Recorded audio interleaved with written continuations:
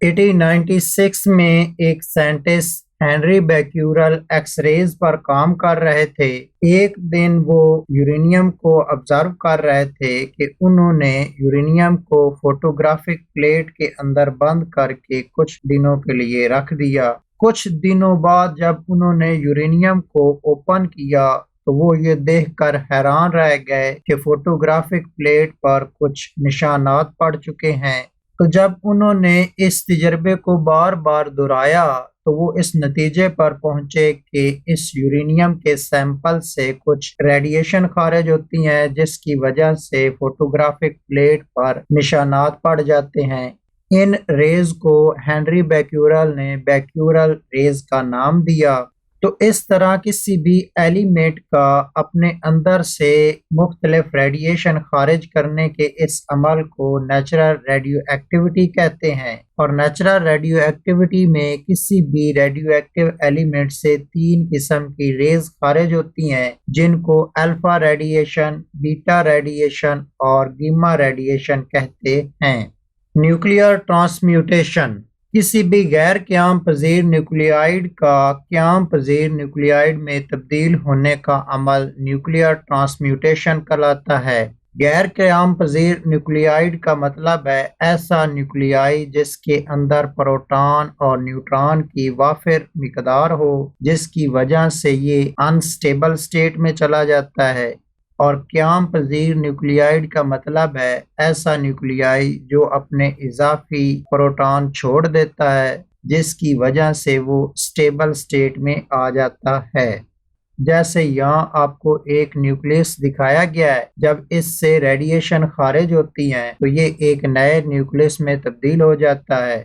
ये असल nucleus parent element कहलाता है। जब इससे रेडिएशन खारिज होती है तो ये एक नए न्यूक्लियस में तब्दील हो जाता है। इस नए न्यूक्लियस को डॉटर एलिमेंट कहते हैं। और इस तरह पेरेंट एलिमेंट से रेडिएशन के खारिज होने के इस अमल को डिके ऑफ रेडिएशन कहते हैं। डिके ऑफ रेडिएशन की 3 मजीद इकसाम हैं। तो डिके 3 किस्म के हैं, अल्फा डिके, बीटा डिके और गीमा डिके। अगर अल्फा रेडिएशन खारिज हों तो ऐसे डिके को अल्फा डिके कहेंगे। अगर बीटा रेडिएशन खारिज हों ऐसे डिके को बीटा डिके कहेंगे। अगर गीमा रेडिएशन खारिज हों तो ऐसे डिके को गीमा डिके कहेंगे। सबसे पहली किस्म अल्फा डिके, ये एक ऐसी ट्रांसम्यूटेशन है जिसमें पेरेंट एलिमेंट से अल्फा रेडिएशन खारिज होती हैं।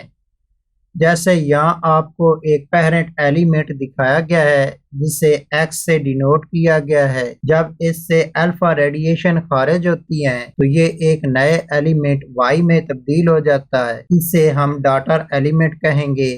अल्फा रेडिएशन असल में हीलियम के न्यूक्लियाई हैं जिनका मास नंबर 4 है और एटॉमिक नंबर 2 है। तो इसका मतलब है जब ये पेरेंट एलिमेंट से खारिज होंगी तो पेरेंट एलिमेंट के मास में 4 दर्जे की कमी आएगी और उसके एटॉमिक नंबर में 2 दर्जे की कमी आएगी। इस प्रोसेस को इक्वेशन की शक्ल में इस तरह लिखा जाएगा कि पेरेंट एलिमेंट X जिसका मास नंबर A है और एटॉमिक नंबर Z है, जब इससे अल्फा रेडिएशन खारिज होंगी, इस तरह नए बनने वाले एलिमेंट Y का मास नंबर 4 दर्जे कम होगा और एटॉमिक नंबर 2 दर्जे कम होगा।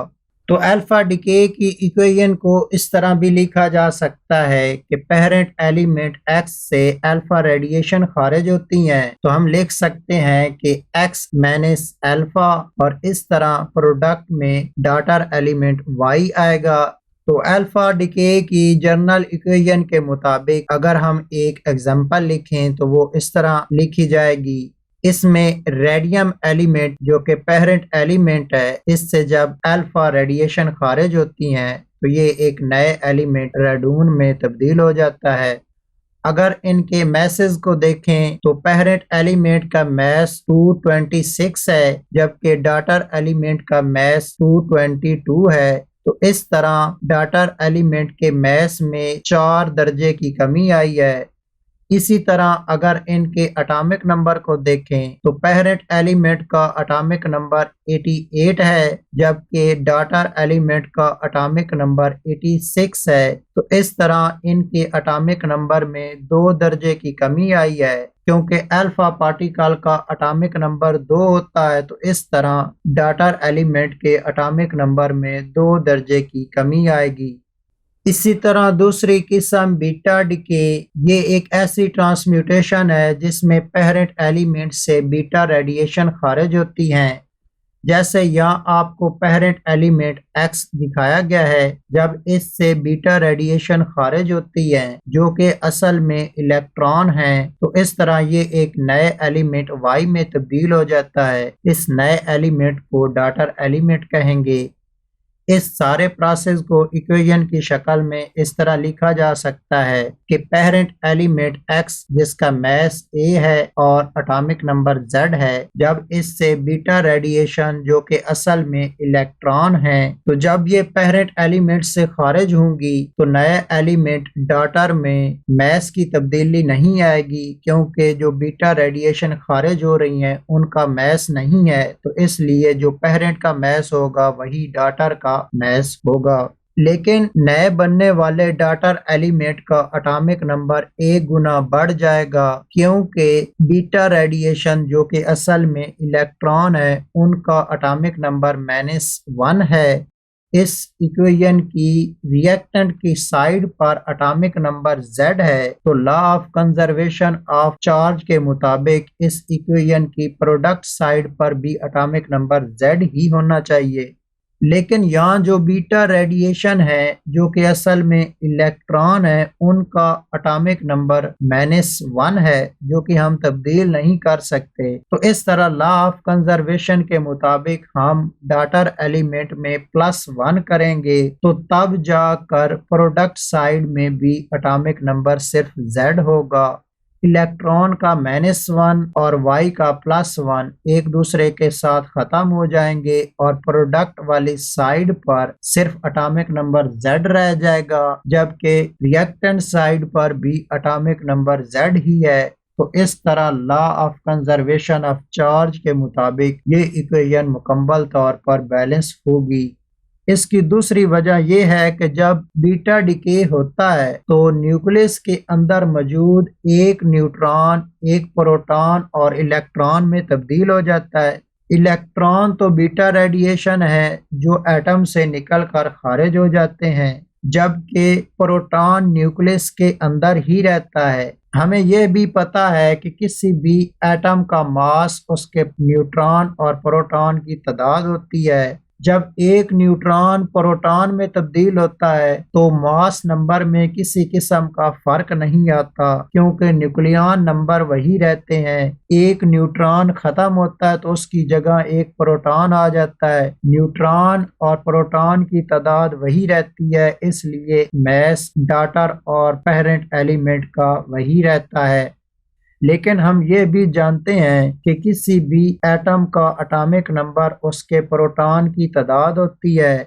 तो जब बीटा डिके होता है तो एक न्यूट्रॉन प्रोटॉन में तब्दील हो जाता है, तो इस तरह प्रोटॉन की तादाद बढ़ जाती है, जिससे डॉटर एलिमेंट का एटॉमिक नंबर 1 गुना बढ़ जाता है, क्योंकि एक प्रोटॉन नया एटम में पैदा हो जाता है।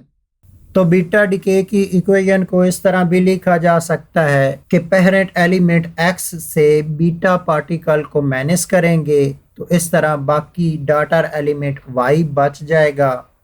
बीटा डिके की जर्नल इक्वेशन के मुताबिक अगर हम एक एग्जांपल लिखें तो वो इस तरह लिखी जा सकती है कि पेरेंट एलिमेंट कार्बन से जब बीटा रेडिएशन खारिज होती हैं तो ये न्यूट्रॉन में तब्दील हो जाता है। अगर इनके मास नंबर को देखें तो पेरेंट एलिमेंट का मास 13 है, जबकि डॉटर एलिमेंट का मास भी 13 है। तो इस तरह मास में किसी किस्म की तब्दीली नहीं आई, क्योंकि जो बीटा पार्टिकल जो कि असल में इलेक्ट्रॉन हैं वो खारिज हो रहे हैं, उनका मास नहीं होता, इसलिए मास में किसी किस्म की तब्दीली नहीं आएगी। जबकि इनका एटॉमिक नंबर तब्दील हुआ है। पेरेंट एलिमेंट का एटॉमिक नंबर 6 है, जबकि डॉटर एलिमेंट का एटॉमिक नंबर 7 है। ये इसलिए आया है कि इस इक्वेशन की लेफ्ट हैंड साइड पर एटॉमिक नंबर 6 है, तो law of conservation of charge के मुताबिक इस इक्वेशन की राइट हैंड साइड पर भी एटॉमिक नंबर 6 ही होना चाहिए। जबकि बीटा डिके के दौरान इलेक्ट्रॉन्स खारिज होते हैं, इलेक्ट्रॉन का एटॉमिक नंबर -1 होता है। तो अगर हम डॉटर एलिमेंट का एटॉमिक नंबर 7 करें तो तब जाकर इस इक्वेशन की लेफ्ट हैंड साइड पर टोटल एटॉमिक नंबर 6 होगा। तो इसलिए डॉटर एलिमेंट का एटॉमिक नंबर 1 गुना बढ़ा दिया गया है। जब इसका एटॉमिक नंबर 1 गुना बढ़ाया गया है तो ये एक नया एलिमेंट नाइट्रोजन बन चुका है। इसी तरह तीसरी किस्म गीमा डिके, ये एक ऐसी ट्रांसम्यूटेशन है जिसमें पेरेंट एलिमेंट से गीमा रेडिएशन खारिज होती हैं।